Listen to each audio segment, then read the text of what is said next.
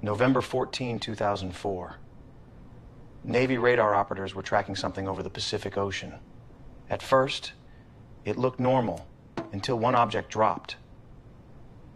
Faster than anything they had ever seen. Fighter pilots were sent to check it out, and when they got there, they saw something just above the water. A smooth white object, moving with no wings and no sound.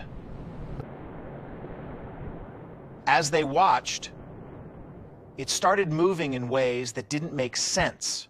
No turning, no slowing down, just instant movement, like it wasn't following normal rules. And then, just like that, it shot straight up and was gone. No trail, no sound, nothing left behind.